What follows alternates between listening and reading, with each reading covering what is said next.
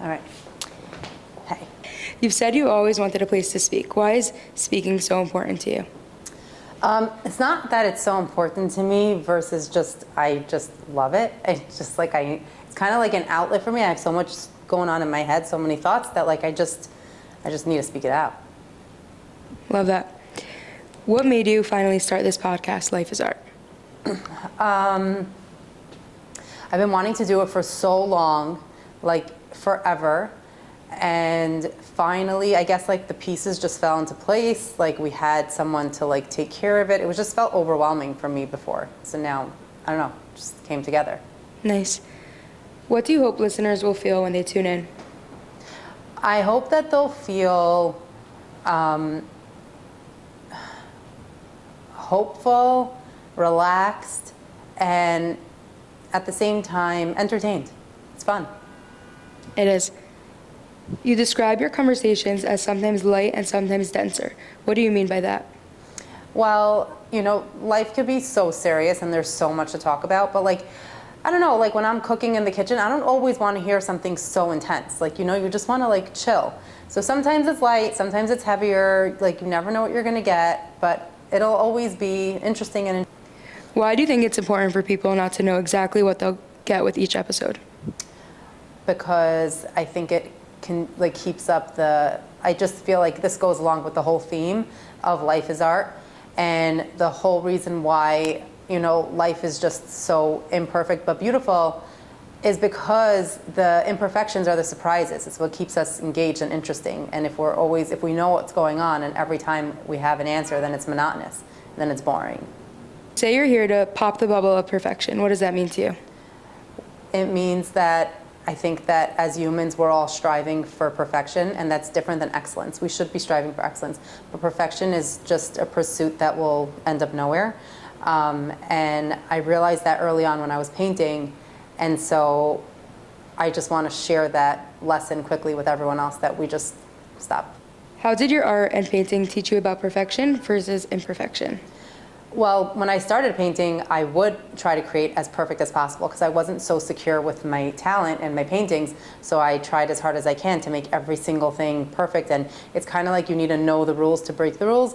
And I was following every single rule. And then when I would look back, the painting just wasn't as good as the paintings that I loved online or other professional artists. And I was like, what is missing? And then one time, literally, I made a mistake and I had to like wipe it off. And as I was wiping it off, I'm like, oh, it's working. It works. Like, I love this. And I just went with it. And I was like, okay, I see. Like, it's totally the opposite of perfection. Yeah. Can you share a time when a mistake in your painting actually made it come alive? Yeah. So I was painting, I was trying to go for like a certain look. And then by mistake, my brush fell and it made a certain stroke. And then I went back and I was like, at first I was so upset. I'm like, oh my God, it totally just ruined the painting. And I went back and I'm like, no, I see something completely different now. And then I went with it and it honestly became the Mosaic Dancers. Like, that's what started it all. And like, I never would have done that if I didn't just go with it. Yeah. So, yeah. Do you believe the cracks and imperfections are where the magic happens?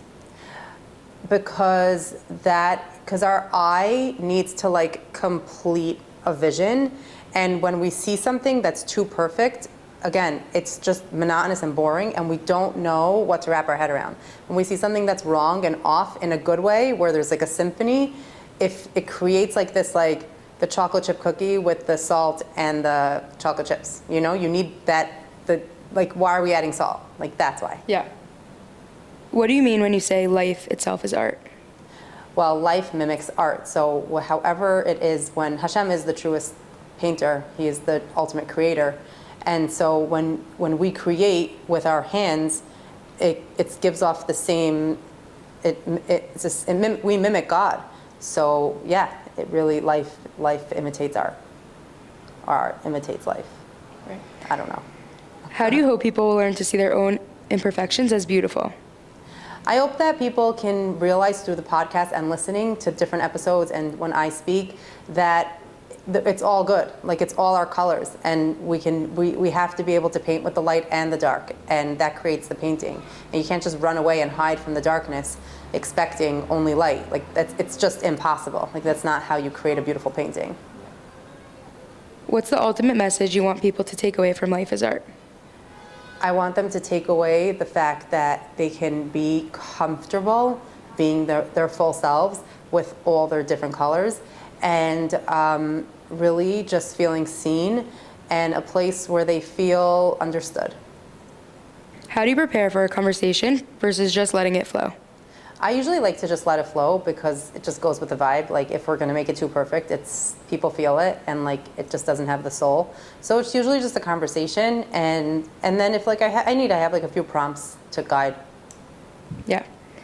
Do you see your podcast as an extension of your art or as a whole new canvas? I see it as both. It's definitely an extension of the art, just like how I'm talking. Like you see, it's like totally art. But I also see it as a whole new canvas because it's just different modality. So like there's just different mediums of how we paint, how we create, and this is a different way to express and create. What's the most surprising thing you've learned by embracing imperfection? The most surprising thing I've learned from embracing imperfection is that it's so much easier. It's so much, you'll just live inside yourself rather than trying to like constantly be on top of yourself. Like you could just be, you could chill, you could relax, and then everything just works out so much easier and smoother because you're just in yourself, you're present. Do you ever still struggle with wanting things to be just right? Well, yeah, duh. I'm saying if I didn't struggle with perfection, I would never be able to come up with this conclusion, you know? Yeah. So 100%, it's always in me. And I always do want to strive for that, especially if something I'm good at. And if it's something that I'm not good at, I don't even want to try because I'm such a sore loser. But I have to, like now that I know this so much, I'm just like, okay, who cares? Like it's just about the pursuit of living and, you know, being in the moment, being present. And I Yeah. have to remind myself that. Totally. If life is art, what does that make us? Painters, brushstrokes, or the canvas? Painters, and life is our canvas, and we can always be changing up the canvas. And I think people have this notion where they think, oh, I did this and now I'm stuck. This is what I've been doing for the past couple years, 10 years, whatever. I went for this degree, I married this person, I became this, and now I'm stuck, and this is and like I painted a bad painting. And it's like people always ask me like, what do you do if the painting's bad? Like, what do you do if you make a mistake?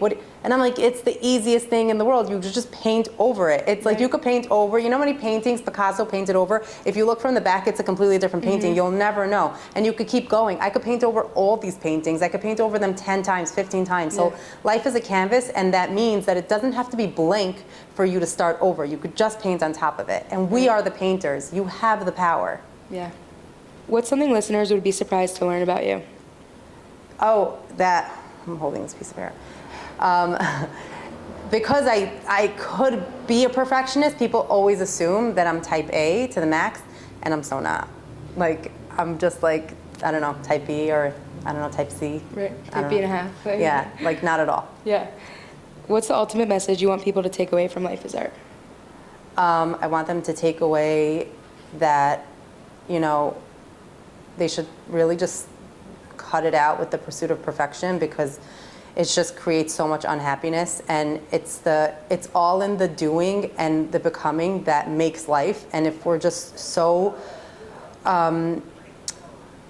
enamored by perfection, we end up getting so stuck and stagnant, and then you really can't paint anything because you're just constantly trying to think of what painting you're gonna make, so you don't end up doing anything. So just go and do and be okay with all the mistakes, because just going and doing, you can always like continue and maneuver and paint over and change and just go with the mistakes. Like that's how you're gonna find the art. That's how you're gonna find the symphony and the music and the harmonies. It all comes together through all the parts. And you'll never know until you start.